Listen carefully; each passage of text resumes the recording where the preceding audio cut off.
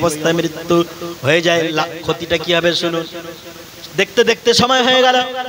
আমি কোরআনুল কারীম থেকে একটা আয়াত পড়েছিলাম, সূরা তাহার 142 নম্বর আয়াত। আল্লাহ তাআলা রব্বুল আলামিন বলেন, যারা কোরআন শিক্ষা করে না, কোরআন শিখল না, 60 বছর জীবন পেল, 70 বছরের জীবন পেল, দুনিয়ার সব শিক্ষা অর্জন করলো, কিন্তু কোরআন শিখলো না, কোরআন থেকে মুখ ফিরিয়ে নিল, তাদের জন্য কত ভয়াবহ তোমার আয়াতের কথা আল্লাহ ঘোষণা দিয়েছেন, আল্লাহ অর্ডার দিয়েছেন, আল্লাহ ফতোয়া দিয়েছেন।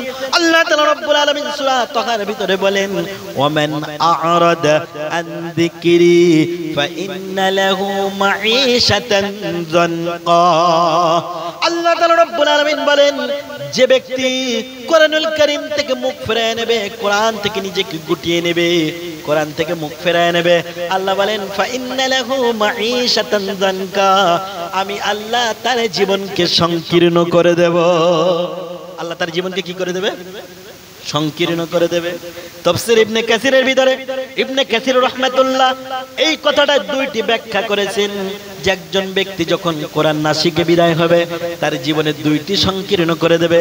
তার জীবন সংকীর্ণ দুই জায়গায় হবে, একটা হলো দুনিয়াতে, আরেকটা হলো কবরে। দুনিয়াতে কেমন ভাবে হবে একটুখানি শুনুন। তার লক্ষ কোটি টাকা থাকবে, লাখ লাখ টাকা থাকবে, কিন্তু তার জীবনে এমন সংকীর্ণতা আসবে, সে জীবনে টাকা থাকবে বটে, কিন্তু জীবনে শান্তি পাবে না, জীবনে শান্তি পাবে না, কারণ সে কোরআন শিখেনি। আল্লাহ বলেন, বান্দা তুই যেমন ভাবে তোর জীবন থেকে কোরআনকে মাইনাস করেছিস, আমিও তোর জীবন থেকে আমি আল্লাহ সুখ শান্তিকে মাইনাস করে দিয়েছি। যারা বলেন নাউজুবিল্লাহ। কেমন ভাবে? টাকা থাকবে, পয়সা থাকবে, ডাক্তারের কাছে যাবে, ডাক্তার বলবে ডায়াবেটিস বেড়েছে, কিচ্ছু খেতে পারবে না। পাশে সুন্দর স্ত্রী থাকবে, কিন্তু স্ত্রীর সাথে সুসম্পর্ক থাকবে না। সন্তান থাকবে, মেয়ে থাকবে, কন্যা থাকবে, পুত্র থাকবে, অসুস্থ হবে, কেউ দেখতে যাবে না। কারণ হলো আল্লাহ বলেন ফাইন্না লাহু মাঈশাতান যানকা, আমি আল্লাহ তার পার্থিব জীবনে সংকীর্ণ বাড়িয়ে দেব, তার জীবনটা এমন সংকট করে দেব, দুনিয়ায় শুধু টেনশন টেনশন টেনশনের ভিতরে থাকবে, দুনিয়ায় কোনোদিন সে কোনোদিন শান্তি পাবে না। কার কথা? আল্লাহর কথা। এখন আল্লাহ যদি বলেন শান্তি সে পাবে না, কারণ সে কোরআন থেকে মুখ ফিরিয়ে নিয়েছে। এখন বলেন ভাই আমরা পাবো শান্তি? কি পাবো? পাবো না।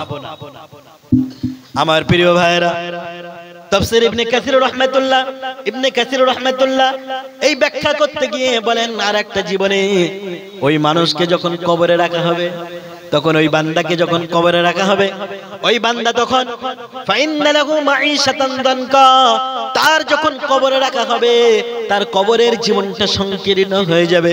কবরের জীবন সংকীর্ণ কেমন?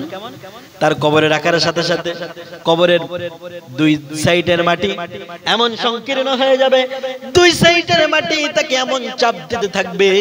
বিশ্বনবী এইভাবে দেখিয়েছেন যে তার দুই পাজরের হাড় একটা আর একটার মধ্যে ঢুকে যাবে। কবর হলো তো ছোট্ট জায়গা, সামান্য ছোট্ট জায়গা, 3.5 হাত কবর। ওই 3.5 হাত কবরটা তার জন্য আরো সংকীর্ণ করে দেওয়া হবে, কারণ সেই ব্যক্তি দুনিয়ার সব শিক্ষা অর্জন করেছিল, আল্লাহর কোরআন শিক্ষা করে না। তার দুনিয়ার জীবনও সংকীর্ণ, কবরের জীবনটাও হবে সংকীর্ণ। আমার প্রিয় ভাইরা, 3 নম্বর শাস্তি কি হবে একটুখানি শুনুন। 3 নম্বর শাস্তি বলতে কি আল্লাহর কোরআন বলেন, ওই ব্যক্তিকে যখন ওয়ানাহশুরুহু ইয়াউমাল কিয়ামাতি আ'মা, ওই ব্যক্তিকে ওয়ানাহশুরুহু তাকে উঠানো হবে হাসরের ময়দানে, ইয়াউমাল কিয়ামাতি কিয়ামতের ময়দানে যখন হাসরের ময়দানে তাকে উঠানো হবে, আল্লাহ তাআলা রব্বুল আলামিন বলেন ওয়ানাহশুরুহু ইয়াউমাল কিয়ামাতি আ'মা, আ'মা মানে হলো অন্ধ। আল্লাহ বলেন ওই ব্যক্তিকে হাসরের ময়দানে যখন তাকে তোলা হবে, অন্ধ অবস্থায় তাকে তোলানো হবে, সে তখন কিচ্ছু দেখতে পাবে না। সূর্য মাথার উপরে চলে আসবে, মানুষ পিপাসায় তৃষ্ণায় ছোটাছুটি করবে। এমত অবস্থায় মানুষ যখন পিপাসায় সেই বিভীষিকাময় দৃশ্যের দিনে চিৎকার দেবে, ওই ব্যক্তি যখন উঠবে, কোরআনুল কারীম যারা দুনিয়ায় শেখেনি, কোরআনুল কারীমকে যারা অবজ্ঞা করেছিল, কোরআনুল কারীম থেকে যারা নিজের জীবনটাকে মাইনাস করেছিল, ওই সমস্ত ব্যক্তিদেরকে যখন উঠানো হবে, ওই ব্যক্তিদেরকে আল্লাহ তাআলা রব্বুল আলামিনের কোরআন বলেন তাদেরকে অন্ধ অবস্থায় উঠানো হবে। এখন বলেন কাউকে যদি অন্ধ অবস্থায় উঠানো হয়, তার কপাল খুলবে না পুড়বে? কপাল পুড়বে, কপাল পুড়বে। আপনারা যা শ্রোতা বসে আছেন কেউ তো কথাই বলেন না, কথা না বললে তো ওয়াজ করতে এমনি মুশকিল। এখানে যত বড় বক্তা আসুক তার ওয়াজ ফুটবে না। শ্রোতাদের যে অবস্থা, আব্দুল কাইম নাদভী সাহেব তিনি খুব সুন্দর আলোচনা করেন। যারা এখনো বাইরে আছে তাদের কাছে অনুরোধ, চলে আসুন। যদি এই সুন্দর এই কোরআনুল মজলিসে যদি আপনারা না আসতে পারেন তাহলে আসবেন কোথায়? এটা তো জান্নাতের বাগান। কে ঘোষণা দিয়েছেন বলেন তো ভাইরা, কে ঘোষণা দিয়েছেন? আল্লাহর নবী ঘোষণা দিয়েছেন। এতে কি কোনো সন্দেহ আছে আমাদের? কোনো সন্দেহ নেই। যাদের সন্দেহ আছে যেটা একটা জান্নাতের টুকরা, এখানে বসলে আল্লাহর নবী বলেছেন গুনাহ মাফ করে দেওয়া হয়, এই কথাটা যাদের সন্দেহ আছে তাদের ঈমান থাকতে পারে না। কথাটা অনেক টাফ মনে হচ্ছে, কথাটা অনেক মনে হচ্ছে খুব বড় কথা বলে গেল ছোট মুখে। একদম বড় কথা নয়, কারণ এই ফতোয়াটা দিয়েছেন কে? আল্লাহর নবী। কে দিয়েছেন? আল্লাহর নবী বলছেন এই জান্নাতের বাগানে যেখানে কোরআন হাদিসের কথা হয়, এখানে যারা বসে বুখারীর বর্ণনায় তাদের জীবনের সগীরা গুনাহ আল্লাহ মাফ করে দেওয়া হয়। আর এই কথাটায় যারা সন্দেহ করবে, সে কার কথা সন্দেহ করলো? আল্লাহর নবীর কথা সন্দেহ করলো। আল্লাহর রাসূলের কোন কথা যদি কেউ সন্দেহ করে সে ঈমানদার হতে পারে না। প্রিয় ভাইরা, আমি বলতেছিলাম ওই ব্যক্তি যখন কোরআনুল কারীম যারা মাইনাস করেছিল, যারা কোরআনুল কারীম শিক্ষা অর্জন করেনি, কোরআনুল কারীম থেকে মুখ ফিরিয়ে নিয়েছিল, ওই সমস্ত ব্যক্তিদেরকে যখন হাসরের ময়দানে তোলা হবে তারা তখন অন্ধ অবস্থায় উঠবে, কিচ্ছু দেখতে পাবে না। আফসোস করে করে তখন তারা বলবে, কি বলবে? আল্লাহ তাদের কথাকে পৃথিবীর মানুষের জন্য আগে থাকতে জানান দিলেন যাতে করে মানুষ সতর্ক হতে পারে। ওই সমস্ত ব্যক্তিরা তখন তারা বলবে, ক্বালা, তারা বলবে, রব্বি, আমাদের রব, লিমা হাসারতানি আ'মা ওয়া কাদ কুনতু বাসীরা। তারা তখন আফসোস করে বলবে, হে আমাদের রব, লিমা হাসারতানি, আমাদের আজকে কেন উঠানো হলো? হে আমাদের পূর্ব আজকে আমাদেরকে কেন অন্ধ অবস্থায় উঠানো হলো? ওয়া কাদ কুনতু বাসীরা, অথচ আমরা তো দুনিয়ায় চক্ষুষ্মান ছিলাম, আমরা তো দুনিয়ায় দেখতে পেতাম, দুনিয়ায় সবকিছু দেখতাম, দুনিয়ায় আমাদের চক্ষু ছিল, কিন্তু আজকে হাসরের ময়দানে আমরা কেন অন্ধ অবস্থায় উঠলাম? ওগো আল্লাহ তুমি বলো। আল্লাহ বলবেন, ও বান্দা শোনো, ক্বালা কাযালিকা আতাতকা আয়াতুনা ফানাসিতাহা ওয়া কাযালিকাল ইয়াউমা তুনসা। আল্লাহ তাআলা রব্বুল আলামিন তখন ওই সমস্ত ব্যক্তিদেরকে উদ্দেশ্য করে বলবেন, ও ব্যক্তিরা শোনো, ও আমার বান্দারা তোমরা শোনো।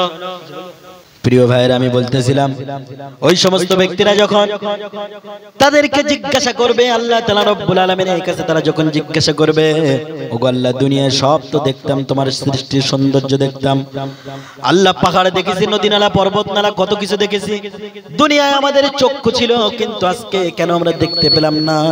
আজকে আমাদের চোখটা গেল কোথায়? চোখের জ্যোতি কোথায় গেল? আল্লাহ তাআলা রব্বুল আলামিন ওই সমস্ত বান্দাদেরকে উদ্দেশ্য করে তখন বলবেন, ও পৃথিবীর মানুষ শোনো, দুনিয়ায় তোমরা আমার আয়াতকে ভুলে গিয়েছিলে, আমার আয়াত তোমাদের কাছে পৌঁছেছিল, অথচ তোমরা সেটাকে ভুলেছিলে। ওয়াকাযালিকাল ইয়াউমা তুনসা, আজকে ঠিক তেমন ভাবে আমি আল্লাহ তাআলা রব্বুল আলামিন তোমাদেরকে ভুলে যাব, তোমাদের থেকে ভুলিয়ে দেওয়া হবে। এখন ভাইয়ের একটুখানি চিন্তা করে দেখুন, আল্লাহ তাআলা রব্বুল আলামিন কাল কিয়ামতের ময়দানে যদি তার কোনো বান্দাকে ভুলে যান, ওই বান্দার কপাল পুড়বে না খুলবে? কপাল পুড়ে যাবে। এই পৃথিবীর বুকে যদি কোনো ব্যক্তি জেলখানায় চলে যায়, এই পৃথিবীর বুকে যদি কোনো ব্যক্তি জেলখানায় প্রশাসনের হাত দ্বারা পাকড়াও হয়ে যায়, তার প্রতিবেশী মনে করেন তার পিতা নাই, ভাই নাই, কেউ নাই, তার প্রতিবেশী তাকে সাপোর্ট করবে, তার প্রতিবেশী না থাকলেও তার কেউ না কেউ তার সহায়তা হয়ে যাবে, তার সহায়ক হয়ে যাবে। কিন্তু হাসরের ময়দানে আল্লাহ তাআলা রব্বুল আলামিন যদি কোনো বান্দার মাথা থেকে একবার রহমতের হাতটা উঠিয়ে নেন, ওই বান্দাকে সাহায্য করার মতো কেউ কি থাকবে? কেউ থাকবে না। আল্লাহ বলেন, যারা দুনিয়ার বুকে কোরআন শিখলো না, যারা দুনিয়ায় কোরআনকে অবহেলা করলো, যারা দুনিয়ায় কোরআন পেল বটে, কোরআন শিক্ষা করার চেষ্টা করলো না, ওই ব্যক্তিদেরকে অন্ধ করে শুধু তোলা হবে না, বরং আল্লাহ তাআলা রব্বুল আলামিন তাদেরকে সেদিন ভুলে যাবে। আমার প্রিয় ভাইয়েরা, আজকে আপনার সন্তানকে কোরআন শিক্ষা দেন। আপনার সন্তানকে যদি আপনি কোরআন শিক্ষা দিতে পারেন, আর ওই সন্তান যদি কোরআন শিখতে পারে, আপনাকে শেখাবে, আপনি মনে মনে ভাবছেন আমার তো বয়স হয়ে গেছে, কোরআন শিখতে পারবো না। আপনার সন্তানকে যদি আপনি কোরআন শিক্ষা দেন, প্রিয় ভাইরা, আপনি যখন দুনিয়ার বুক থেকে চলে যাবেন, দেখা যাবে আপনার সন্তান আপনার পাশে বসে কোরআন তেলাওয়াত করবে। আজকে অনেক হতভাগ্য পিতা এমন আছে, দেখা যায় ওই ব্যক্তি যখন ইন্তেকাল করে তার সন্তানকে ডাক্তার বানালো, মাস্টার বানালো, দুনিয়ার সমস্ত জেনারেল শিক্ষা তাকে দিল, কোরআন শিক্ষা দিল না। ওই ব্যক্তি যখন ইন্তেকাল করে তার ওই জেনারেল শিক্ষিত সন্তান তখন হুজুরদের কাছে ফোন করে, এমন কি দেখা গেল বারংবার যখন ফোন করে পায় না, রিং হচ্ছে, হুজুর ফোন তোলে না। হঠাৎ করে দেখা গেল তার পিতা মারা গেল, পিতার পাশে বসে বসে কোরআনুল কারীমের তেলাওয়াত করবে, পিতার পাশে বসে কলেমার তালকিন করবে। এমন সৌভাগ্য ওই কোরআন না শেখা সন্তানের কপালে জোটে না, জোরে বলেন ঠিক কিনা? পিতা মারা যাচ্ছে, পিতার পাশে বসে বসে যে একটু কোরআন তেলাওয়াত করবে, পিতার পাশে বসে বসে যে একটু কালামুল্লাহ তেলাওয়াত করবে, কালিমাতুত তাইয়্যিবা পড়বে, সেই সৌভাগ্য তার জোটে না, পিতা মারা গেল। এমন কি পিতার গোসল দিতে পারলো না, পিতার জন্য যে মোনাজাত করবে, চাইবে আল্লাহর কাছে, সেই ক্ষমতাও তার নাই। কিন্তু আপনার সন্তানকে কোরআন শিক্ষা দিলেন, আপনি যখন মুমূর্ষ অবস্থায় পৌঁছে গেলেন, আপনার সন্তান আপনার পাশে বসে যাবে, দুনিয়ার কাউকে ডাকার প্রয়োজন মনে করবে না, ইমাম সাহেবের কাছে ফোন করার প্রয়োজন মনে করবে না, দুনিয়ায় কোনো ভাড়াটিয়া হুজুরকে সে ডাক দেবে না, বরং আপনার শেখানো কোরআন সে আপনার পাশে বসে বসে তেলাওয়াত করবে। চোখের পানি ফেলবে, আপনার জানটা হঠাৎ করে কবুজ হয়ে যাবে, জানটা আজরাইল মালাকাল মউত নিয়ে চলে যাবে। আপনার সন্তান পাশে বসে কোরআন তেলাওয়াত করবে, আপনার পাশে বসে বসে কালিমাতুত তাইয়্যিবা পাঠ করবে, আপনার সন্তানের তালকিন করা কলেমা আপনার মুখ দিয়ে বাইর হয়ে যাবে। আর বিশ্বনবী বলেন, যে ব্যক্তির অন্তিম বাক্য কলেমা হয়ে যাবে, আমি নবী ঘোষণা দিলাম সেই ব্যক্তি জান্নাতি। জোরে বলেন সুবহানাল্লাহ। আপনি আপনার সন্তানের কলেমা পড়তে পড়তে বিদায় হয়ে গেলেন, আপনার সন্তানের বলে দেবা কলেমা আপনি পড়তে পড়তে বিদায় হয়ে গেলেন। আপনার জন্য যখন সকলে মানুষ কান্না শুরু করবে, ওই সন্তান নিজে হাতে কাফনের কাপড় কাটবে আর চোখের পানি ফেলবে, কারণ সে জানে এইটা দুনিয়ায় অন্য কোনো মানুষের পিতা নয়, এটা হলো আমার জন্মদাতা পিতা। জোরে বলেন ঠিক কিনা? কাফনের কাপড়ে কাঁচি দিয়ে কাটা শুরু করবে, চোখের পানি পড়বে। দুনিয়ার মানুষ যখন কবর খুঁড়তে যাবে, ও তখন আস্তে আস্তে আপনার জন্য কবর খুঁড়তে গিয়ে আস্তে আস্তে কবরের ভিতরে নেমে যাবে আমার ভাইরা, কারণ সে আপনার কলিজার টুকরা সন্তান। আপনার কবরের ভিতরে নামার পরে ওই সন্তান যখন কবরের ভিতরে কোদাল দিয়ে কোপ মারা শুরু করবে, তার চোখের পানি কবরের ভিতরে পড়বে, কারণ সে জানবে এইটা দুনিয়ায় অন্য কোনো মানুষের কবর নয়, এটা হলো আমার জন্মদাতা পিতার চিরস্থায়ী ঘর, তার জীবনের মতো এই ঘরের ভিতরে আমি রেখে আজকে চলে যাব।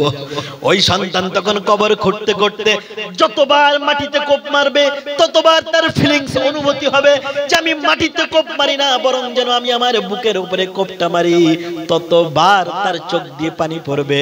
ওই সন্তানের চোখের পানির দিকে তাকায়া আপনার জীবনের সমস্ত গুনাহ মাফ করে দেবার ক্ষমতা রাখেন কে? জোরে বলেন তো দেখি, কে রাখেন? আল্লাহ। ওই সন্তান কবর থেকে উঠে সবাই যখন এদিকে ওদিকে কাজ করবে, ওই সন্তান নিজে হাতে পিতার গোসল দেওয়ানোর ব্যবস্থা করবে। নিজে গোসল দেওয়ানোর পরে ওই সন্তান যখন আবার আপনার জানাজার জন্য দাঁড়িয়ে যাবে, সন্তান নিজে হাতে গোসল দেওয়ার পরে নিজে খাটিয়াটা বহন করে নিয়ে যাবে। তারপরে ওই সন্তান আপনার পাশে বসে আপনার লাশের মাঝখানে দাঁড়িয়ে আপনার জানাজাটা সম্পন্ন করবে। দুনিয়ার মানুষদেরকে ডেকে ডেকে বলবে, আমার পিতা তোমাদের কাছে যদি কোনো ভুল করে মাফ করে দেবে, আর যদি তোমাদের কাছে অর্থনৈতিকভাবে কোনো ঋণ করে যায়, আমার কাছে বলবে, আমি তোমাদেরকে দিয়ে দেব। আপনার সন্তান জানাজা পড়াবে, চোখের পানি ফেলবে, জানাজার ভিতরে সে জানবে এটা দুনিয়ার কোনো মানুষের লাশ নয়, এটা আমার পিতার লাশ। আপনার ভাইরা, আমার কলিজার ভাইরা, আপনার সন্তান যখন আপনাকে কবরস্থ করবে, সন্তান নিজে নেমে যাবে।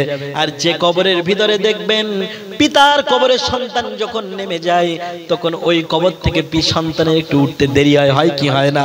কারণ জানে এটা দুনিয়ার কোনো মানুষের কবরের লাশ নয়, এটা হলো আমার জন্মদাতা পিতার কবর। সন্তান উঠতে দেরি করবে, সবাই যখন চলে যাবে তার মন চাইবে না এখান থেকে উঠে চলে যাই, কারণ সে জানবে আমার পিতা আপনাকে জনমের মতো আমি এই মাটির ভিতরে গহীন কবরে নীরব নগরে রেখে যাচ্ছি। সন্তান ওখানে উঠে কবর থেকে উঠে দোয়া করবে, রব্বির হামহুমা কামা রব্বায়ানি সগীরা, হে আমার রব, আমার পিতামাতা আমাকে যেমন ভাবে শিশুকালে লালন করেছিল, আমাকে যেমন ভাবে লালন পালন করেছিল, আজকে আল্লাহ তুমি তোমার রহমতের কোলে আমার পিতামাতাকে রহমতের লালন পালন করো। জোরে বলে সুবহানাল্লাহ। সন্তান যখন এমন ভাবে দোয়া করবে, আল্লাহর নবী বলেন, সন্তান যখন পিতামাতার জন্য দোয়া চাই, ওই দোয়ার মাঝখানে আমার আল্লাহর কোনো পর্দা থাকে না, ওটা ডাইরেক্ট কবুল হয়ে যায়। জোরে বলেন সুবহানাল্লাহ। সন্তান দোয়া চাইবে, কোন ভাড়াটিয়া হুজুর নয়। আজকে আপনার সন্তানকে আপনি কোরআন শিক্ষা দেবেন না, একটা ভাড়াটিয়া হুজুর নিয়ে যাবেন, সত্য কথা একটা বলে দিয়ে যায়, হুজুরির পকেটে যেমন টাকা সেই রাম দোয়া, ঠিক না? হুজুরির পকেটে আপনি যেমন টাকা দেবেন ঠিক তেমন দোয়া। টাকা একটু বেশি দেবেন, হুজুর কাঁদবে বেশি, একদম সত্য কথা যেটা কেউ বলে না। টাকা একটু কম দেবেন, দেখবেন হুজুরের চোখে পানি নেই। আমার ভাইয়েরা, ভাড়াটিয়া হুজুর দিয়ে দোয়া করলে কবুল হতেও পারে, নাও হতে পারে। কবুল হবে না আমি তো এটা বলবো না, বললে তো আমার বিরুদ্ধে কথা হবে। কবুল হতেও পারে, নাও হতে পারে, কিন্তু আপনার সন্তানকে আপনি উপযুক্ত সন্তান বানালেন, আপনার সন্তানকে আপনি যোগ্য সন্তান বানালেন, আওয়ালাদিন সালেহিন, নেক সন্তান আপনি বানালেন। ওই সন্তান যখন আপনার জন্য কাঁদবে, তার চোখের পানি নাকের ডগায় আসার আগে আগেই আপনার জীবনের গুনাহ মাফ করে দেওয়ার ক্ষমতায় কে রাখেন? জোরে বলেন, কে রাখেন? আমার আল্লাহ রাখেন। এই জন্য আমার ভাইয়েরা, আমি আর বক্তব্য লম্বা